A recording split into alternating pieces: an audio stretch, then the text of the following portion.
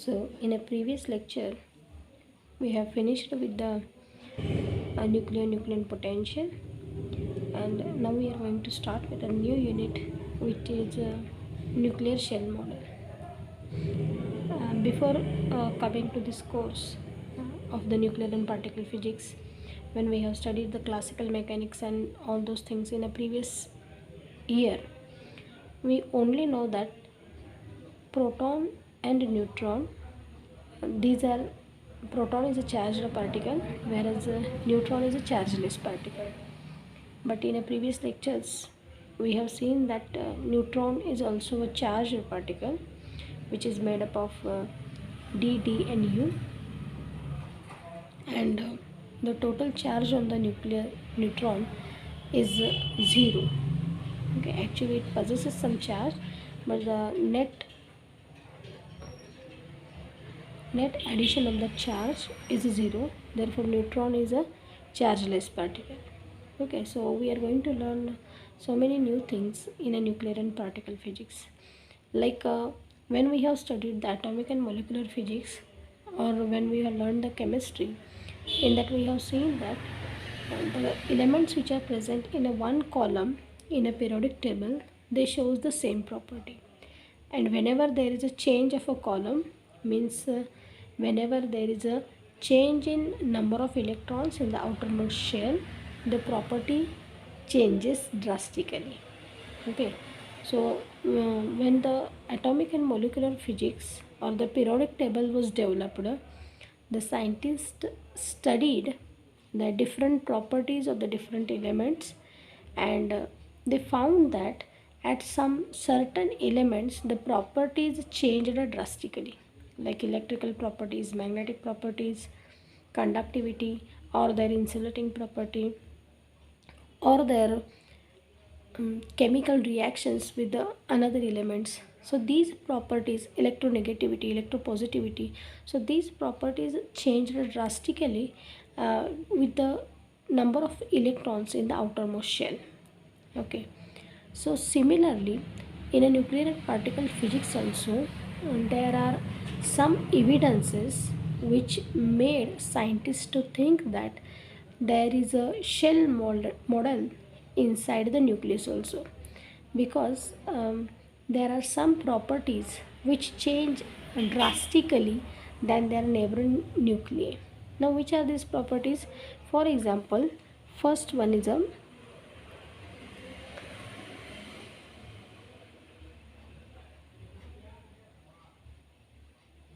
binding energy per nucleon,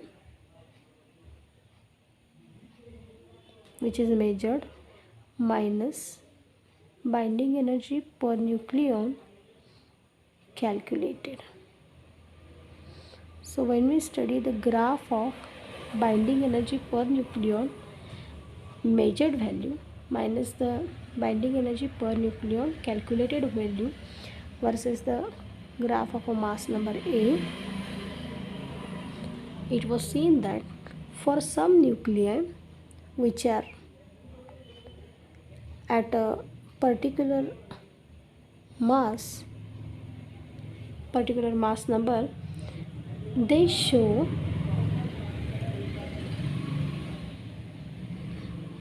drastic changes than the nearby nuclei. And which are these nuclei? So these are some 20, then 50, then nearly at 82, and nearly at 126.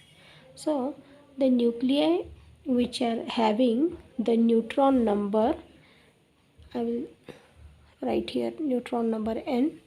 So the nuclei which are having the neutron number n is equal to 20 or 50 or 82 or 126, they found that there is a large difference between the binding energy per nucleon measured value and binding energy per nucleon calculated value. Okay, so the calculated value was calculated from the semi-empirical mass formula, which is having a lot of quantum mechanical assumptions into that, and the measure value is experimental value. Okay, so scientists found that so there is a large difference between this measured value and the calculated value, and at that point they thought that there must be something which should be added to the our assumptions, and that's why they thought that there might be a shell model present inside the nucleus also, just like a atom. The another similar graph which is showing similar humps with n is equal to 20, 50, 82, 126 is delta r upon delta r. So this is delta r measured upon this delta r calculated. So this what is this delta r? So if I am having a nucleus with neutron number n, so suppose this is my nucleus having the neutron number n, and if I increase the number of neutrons by 2, so this is a nucleus with a n plus 2. So this delta r is the difference between the radii of the nuclei with a neutron number n and n plus 2. So this is a, and this delta r can be also calculated by using two methods. First one is we can calculate it by using lots of quantum mechanical assumptions, and secondly we can direct measure this experimentally. So for this graph also, so this entity is on a y-axis, and on x-axis we are having n. So I'll write here 20, 40, 60, 80 only up to here. Okay, so it was found that so this delta r measured upon delta r calculated, this ratio was greater for the same elements. So 20, then 50 here somewhere, then 82 and 126. So the similar graph was found which also showed that there must be the some corrections in the assumptions what we have using for the calculated value, and it also suggested that there might be the nuclear shell model present in the nucleus, because whatever we are measuring that is much different than the another nuclei which are in the neighborhood.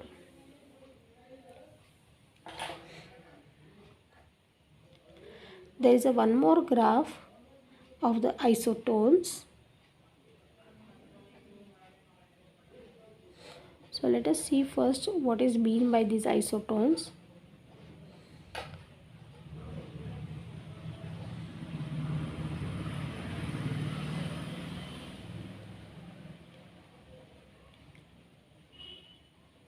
So on x-axis, so there is a number of neutrons, and on this y-axis the isotones are present.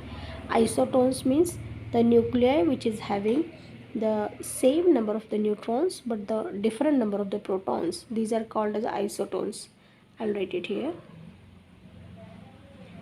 Nuclei which are having same number of neutrons and the different number of protons, these are called as a isotones.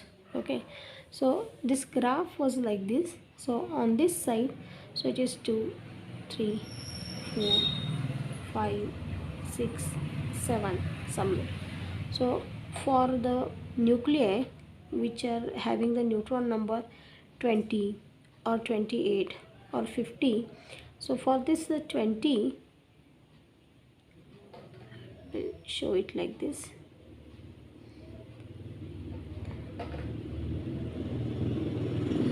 It's not actually exactly the graph. I'm just trying to show it. Okay, this is somewhat like this.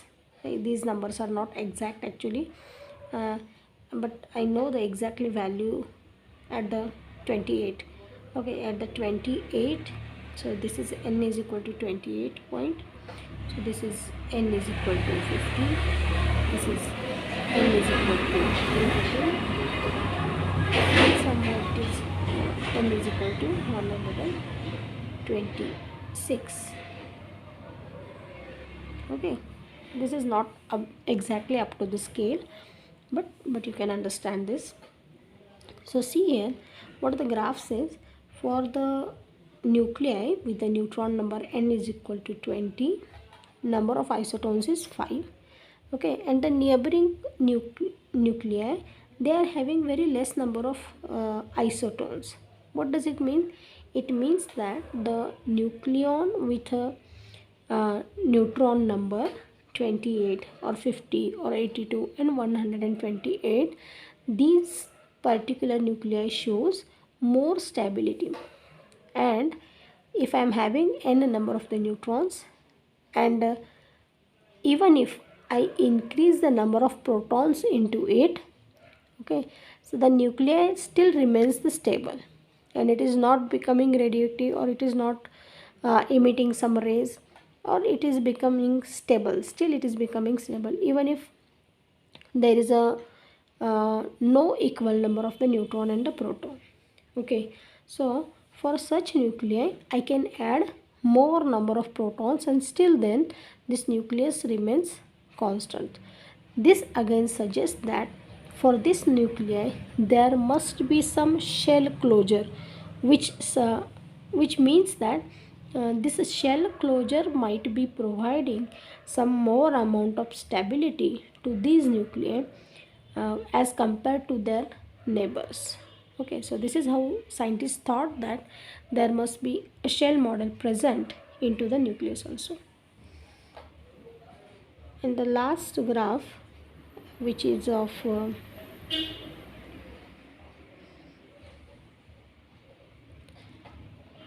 neutron absorption.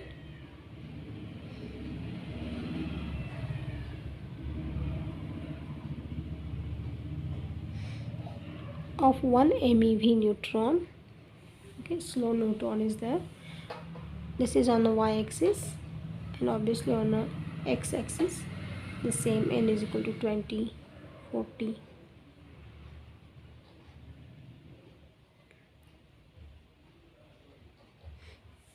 So on a y-axis, so graph is like this.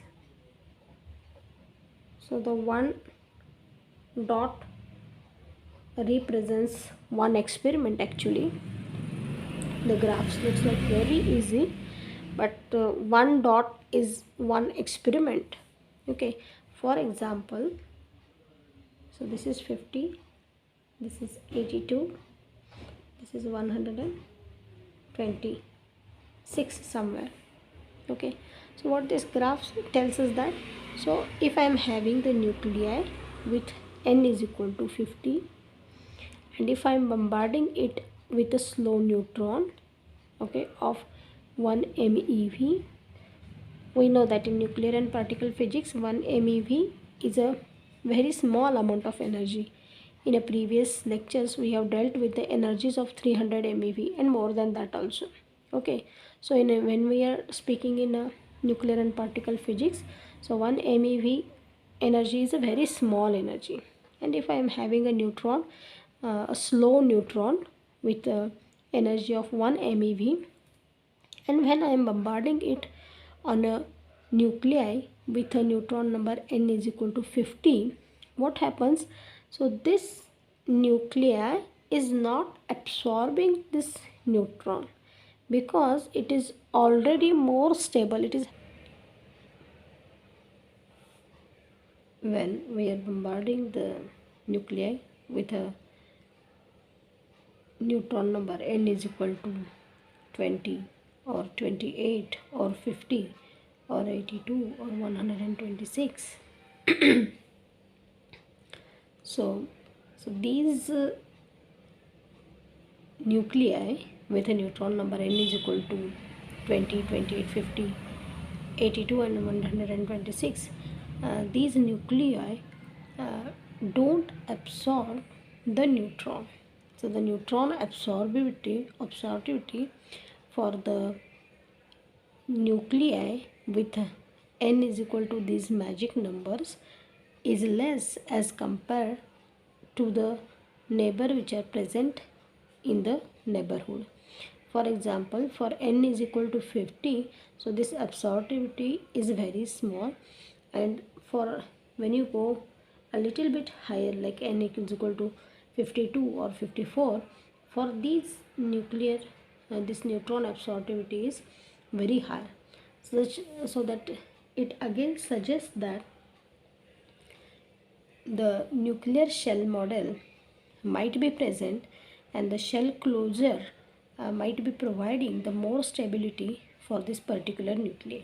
So from all these evidences, okay, so these are the evidences for the nuclear shell model, and which suggests that this all the properties are drastically changing at the neutron number n is equal to 2, 8, 20, 28, 50, 82 and 126, and these are called as the magic numbers.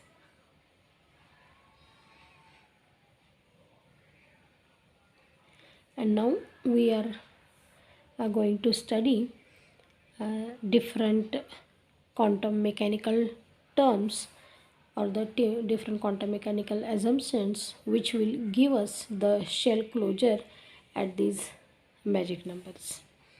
So this point is called as a evidences for the nuclear shell model. So by these evidences, the scientists thought that there might be the shell model present in the nucleus also.